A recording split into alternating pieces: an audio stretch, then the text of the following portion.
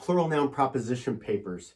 Today's sample is the American Way course that we also host, and the design of that course is very straightforward. What we want to do is to take a look at the key core values of what the American Way is. Today we're being bombarded by lies and misrepresentation of the facts and the truth of the history of America, revisionist history, and quite frankly, just people who hate America.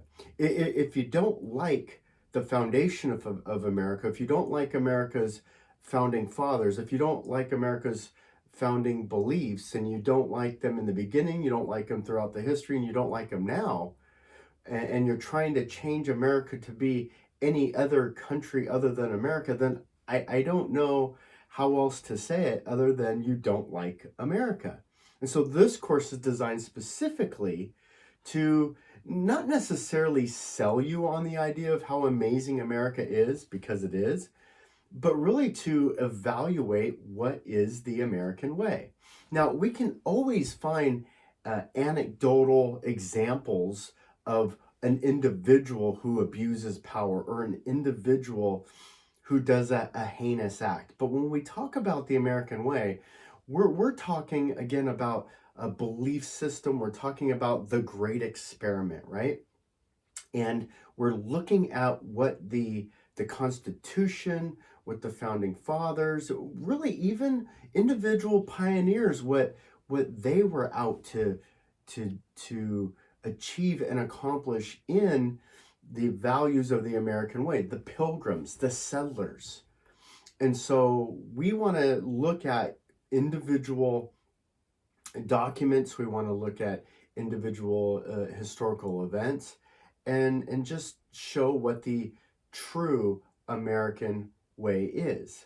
And so I want to start with by talking about the Constitution. I want to start with the First Amendment. And so we use our plural noun proposition papers to study these topics, and then we want to read and repeat. We want to read and write down what we just read. We want to use our critical thinking skills in order to process information.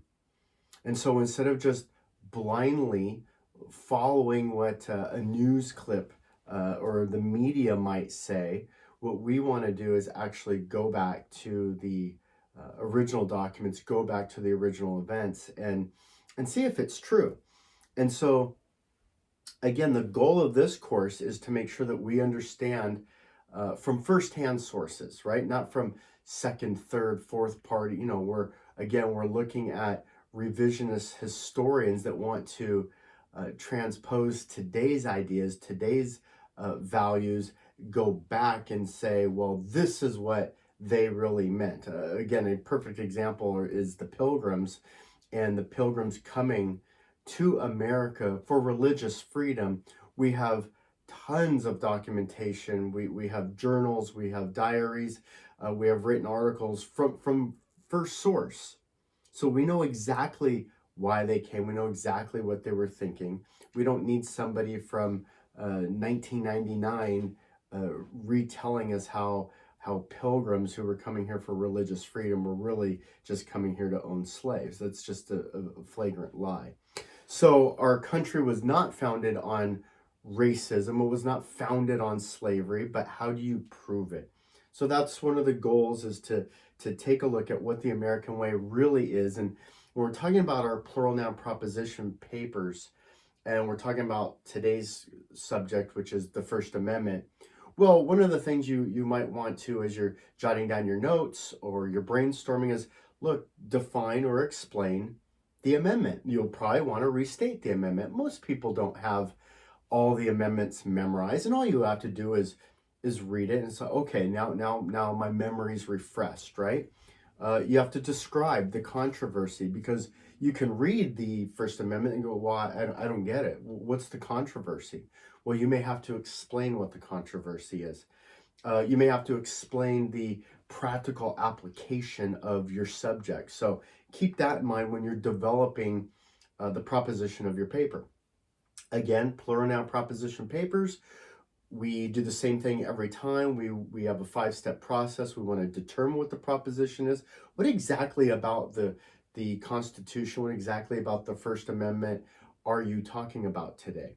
So you got to determine what your proposition is. You want to compose an outline for your paper so that you are clearly, concisely articulating your point of view. You want to prepare the body of your paper. You want to have your supporting evidence. You want to have your facts. You want to have your illustrations. You want to put meat on the bones. And then you want to go back and craft a great introduction, an introduction that again is going to support your proposition. And then finally formulate a conclusion that summarizes what your proposition is and drives your point home. You're trying to win people. You're trying to influence them. You're trying to ultimately win the verdict of your case, right? So our first step again is brainstorming.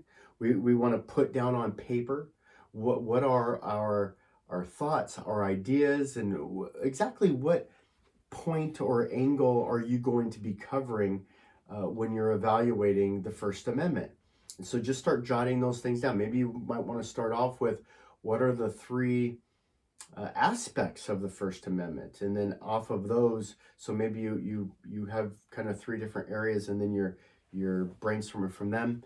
You come up with your proposition statements, your proposition sentences. Remember.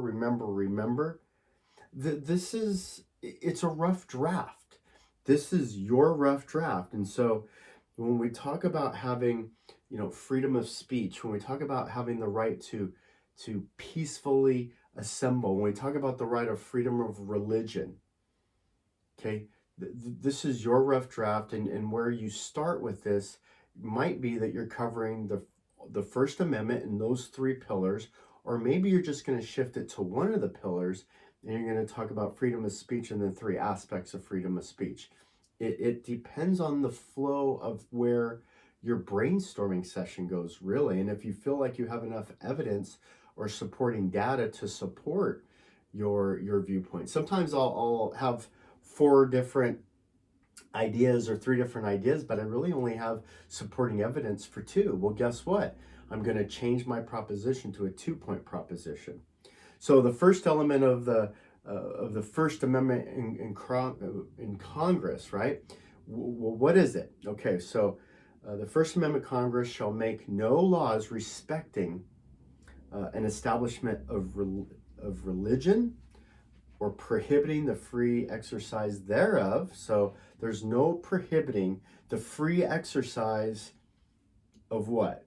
Of the respect of religion, right? Or the establishment of religion. The second element of the First Amendment is the freedom of speech or of the press, right? The third element of the First Amendment is the right of people to peacefully assemble, not riot, not burn down the town, right? Not be violent, but to peacefully assemble. And then the fourth element of the First Amendment is a petition to the government to readdress of grievances. Okay, so we're going to compose our paper. We're going to pick what are the 3 aspects, and I'm not doing this for you. We're just kind of spitballing ideas here. But what's your proposition 1, proposition 2, proposition number 3? You want to give supporting details. Again, controversy. You want to define things. You want to give facts, quotes, questions. You don't have to necessarily in your first proposition have the same supporting technique in your second and third one. Maybe your first proposition, you're just defining it. Your second proposition, maybe you're talking about the controversy. In your third one, it could be fact driven. It just depends on how you want to present your paper. So again, our plural noun propositions allow us then to study and to evaluate even and especially a document like the Constitution of the United States. You'll find that in the process, it'll allow you to generate your own personal clarity, but probably more important, to allow you to articulate your point of view to somebody else. Or if you're just summarizing, let's say the First Amendment, and you're just summarizing to somebody, well, exactly what are the key elements of the First Amendment? Or let's specifically get into the element of the freedom of religion. And so there's three aspects to the freedom of a religion. There's three benefits to the freedom of religion. There's four benefits to the freedom of speech. There's three dangers in prohibiting the dangers of prohibiting the freedom of speech. And so you get the idea that even though you have the same document, you can come up with different plural noun propositions to submit your paper or your report or your point of view. It can be just a summary paper. It could be an opinion paper. It can be a persuasion paper. And so the most important aspect of the First Amendment is, and then you decide.